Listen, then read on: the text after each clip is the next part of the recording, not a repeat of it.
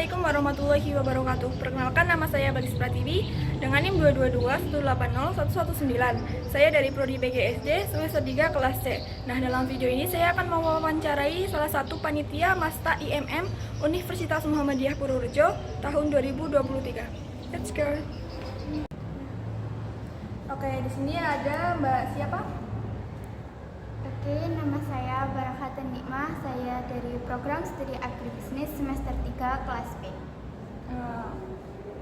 Jadi Mbak Nikmah ini adalah salah satu panitia acara Masta IMM Universitas Muhammadiyah Purworejo tahun 2023. Nah, kalau boleh tahu kapan sih acara itu dilaksanakan? Acara Masta sendiri itu berlangsung kemarin, tepatnya itu di hari Rabu tanggal 20 September 2023. Terus dari Hamin berapa kira-kira Mbak Nikmah ini mempersiapkan Masta IMM Universitas Muhammadiyah?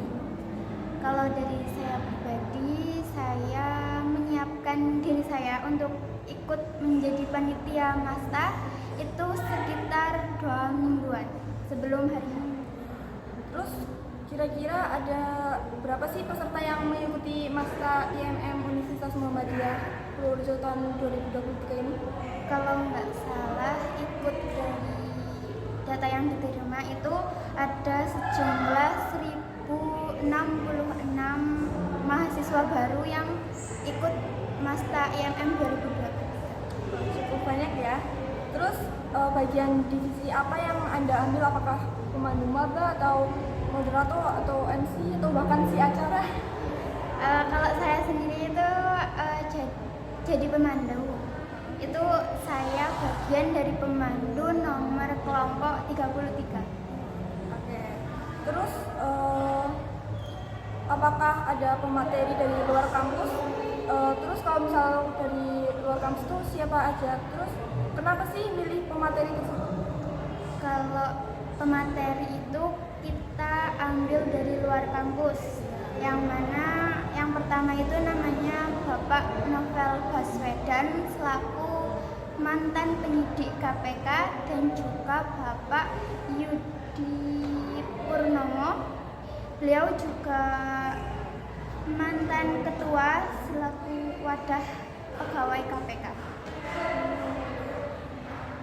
Terus reaksi para peserta Masta IMM ini gimana?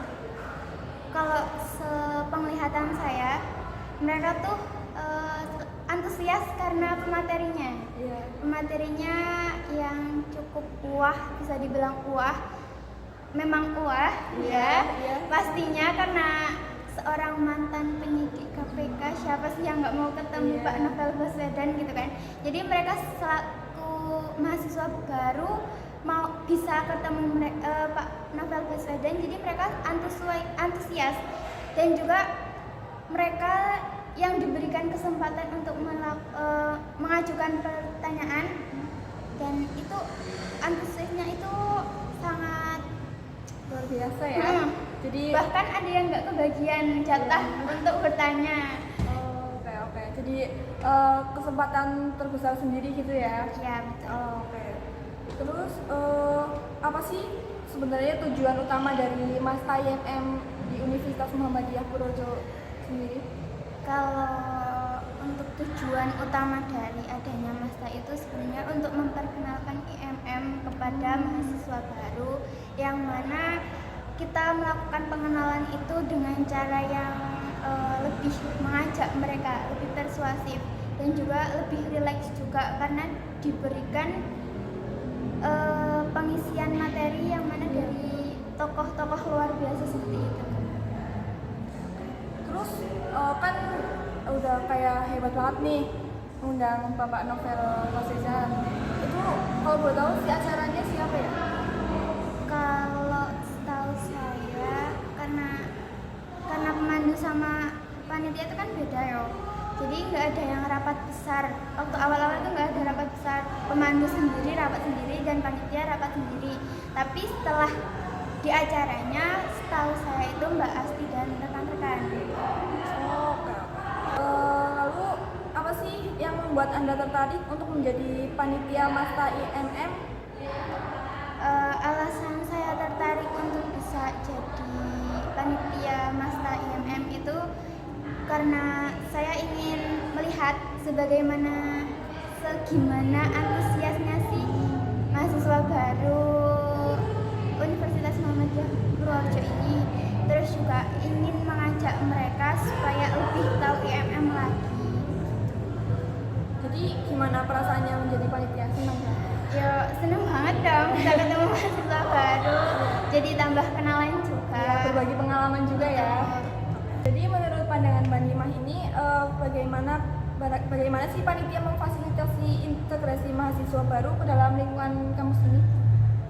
Menurut saya panitia itu udah top banget dalam memfasilitasi bagaimana mahasiswa baru untuk bisa lebih mengenal lingkungan kampus, karena juga kan ada PPKKMB, terus ada Masta, dan lagi sepertinya besok ada pawai keliling, pawai ta'aruf yang mana itu memperkenalkan juga di lingkungan kampus, nggak cuma kampus Edok tapi jalan yang ada di sekitaran kampus kayak waktu kita. Iya. Ada nggak sih kendala atau kesulitan yang Mbak Nimah hadapi dalam mempersiapkan masa IMM, atau kendala yang Mbak Nimah alami saat acara itu berlangsung? Kalau kendala sebelum berlangsungnya Masta, mungkin kan karena ada penugasan toh dari panitia untuk para maba. Jadi saya selaku pemandu diharapkan banget untuk bisa mengajak teman-teman supaya tugasnya itu diselesaikan, karena kalau enggak bakal ada punishment yang didapat oleh mereka, oleh maba. Dan juga ketika hari H dari kelompok saya sendiri itu kurang aktif, soalnya kedapatan duduk di belakang, nggak kelihatan, jadi mereka lebih kayak Asik sendiri gitu kali ya. Terus juga di belakang lomeh, ke depan jauh banget. Jadi mereka lebih duduk aja. Dan itu sangat disayangkan sih. Bagaimana sih kalau kan tadi kendalanya mungkin di mahasiswanya juga, mahasiswa kan berbeda-beda ya, ada yang rajin, ada yang malas gitu kan. Gimana sih cara Anda menangani kendala tersebut? Kalau cara mengatasinya ya lebih sabar dulu sih. Sabar itu kan penting ya. Jadi pertama itu sabar. Kalau misal emang ditegur sekali belum bisa, ya tegur lagi nggak apa-apa. Tapi kalau yang ketiga kalinya belum bisa juga, ya segimanapun juga tak tarik aja buat ya ayo latihan gitu kan, ada yang juga toh. Dan itu kan perlu latihan. Dan itu ya alhamdulillahnya mereka belum sampai tak paksa, udah ya berdiri sendiri, bisa lah untuk dikoordinasikan. Alhamdulillahnya di situ. Jadi menurut Mbak Nimah agak kompak lah ya kelompoknya. Ya bisa dikatakan kompak, cuma untuk aktifnya itu belum. Oke. Terus apa sih yang Mbak Nimah lakukan jika ada mahasiswa yang merasa kesulitan atau cemas saat acara Masta IMM langsung? Kalau mahasiswanya sendiri ya, waktu hari H itu alhamdulillahnya nggak cemas. Cuma waktu sebelum itu banyak, sebenarnya bukan dari kelompokku, itu lebih ke dari kelompok yang lain, karena kan kita punya grup pemandu dan dari pemandunya itu malah banyak tanya gitu loh, banyak keluhan dari mahabanya, kayak apa sih yang harus dipakai di hari H, apa Pas lagi persiapannya gitu ya. Padahal sebelum mereka PPKKMB kan ada pembekalan, dan itu udah disampaikan dengan jelas secara rinci, tapi kok masih banyak nanya ke pemandu. Terus juga kok dari pemandunya juga iya loh, nggak langsung memberikan jawabannya sesuai aja gitu loh. Itu sih. Terus kalau kecemasan yang lain di hari H itu karena waktu kloter sholat itu ada insiden tabrakan dari yang di atas sama yang mau ke atas. Gini loh. tangga. Enggak, di auditoriumnya. Kloter 1 kan sholat dulu baru makan. Iya. Sedangkan yang kloter 2 makan dulu baru sholat. Lah, yang kloter 1 udah selesai sholat, yang di audit belum selesai makan. Terus juga udah malah disuruh ke atas duluan. Jadi di audit itu penuh. Dan anak-anakku itu kayak bingung, Mbak ini sholatnya kapan? Sedangkan dari MC non formal itu belum ada instruksi buat suruh sholat, belum suruh turun. Dan yo jadinya pada tumpuk-tumpukan di situ. Terus untuk yang pemandu itu harusnya kan di kloter kedua itu kasih makan toh. Iya. Pemandu kasih makan ke kloter 1 yang baru sholat. Dan itu tuh malah enggak loh, pembagiannya malah mereka para mabanya itu ambil jatahnya untuk dibagi. Jadi pemandunya tuh juga bingung, ini yang belum dapat siapa, yang udah siapa. Kurang tertata juga ya. Itu lebih ke kayak miskom juga. Iya, tapi yo enggak juga. Jadi lebih ke kayak si konsep sama si acara, terus juga sama kolaknya kayak masih ada simpang siurnya juga. Dan kecemasannya ya cuma sih itunya sih. Iya. Sholatnya kapan? Tabrakan ya. Sholatnya kapan? Turunnya kapan? Sedangkan dari MC non formal itu belum ada instruksi. Aku juga mempertanyakan, kalian udah ada instruksi atau belum? Itu aku ngecekin anak-anakku supaya ya gimana, malah pas aku kan kalau kloter 1 selesai sholat ada yang jatah haid toh. Haid itu kajian Imawati di ruang seminar. Lah mereka juga ikut balik. Aku disuruh ngambilin makan dulu, baru aku mau nganterin yang sholat. Tadinya mau gitu, tapi aku setelah udah kasih makan, malah anak-anaknya udah hilang duluan. Udah pergi duluan. Aku tanyain toh setelah mereka sholat, kalian tadi kesini sama siapa? Sendiri. Tadinya padahal mau aku titipin sama pemandu sebelahku. Soalnya kan Mbok hilang. Iya. Itu tanggung jawab pemandu ya. Kalau hilang, apa yang disalahin? Iya. Sejauh itu sih kecemasan yang terjadi pas hari H sama yang dialami sama maba itu. Oke. Terus gimana sih Mbak Nimah ini memastikan bahwa mahasiswa baru ini nyaman selama masa IMM kemarin?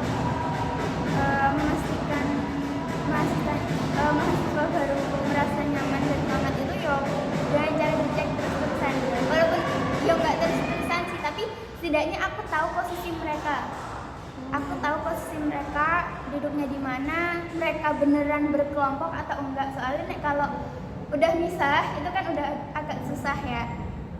Jadi aku memastikan dengan betul kalau mereka itu duduk setidaknya satu baris lah. Iya, iya. Kalau enggak ya depan belakang. Biar nggak terlalu mencar-mencar ya. Betul. Terus juga aku memfasilitasi ke mereka kayak kalau mereka emang butuh minum lebih, aku sediain. Keren. Terus yang terakhir mungkin ada yang ingin Mbak Nimah sampaikan untuk Masta IMM Universitas Muhammadiyah Purworejo untuk tahun selanjutnya? Mungkin lebih dikondisikan lagi. Sebenarnya gini, lebih kayak komunikasi aja sih. Soalnya kan kalau nggak ada komunikasi nggak jalan toh. Jadi komunikasi itu harus banget, penting banget untuk dijalankan dengan. Terus juga selaku korlap atau yang MC non formal, terus seksi keamanan itu sangat diperlukan andilnya. Dalam hari H itu mereka yang paling banget dibutuhkan tenaganya. Soalnya kan ya gimana ya,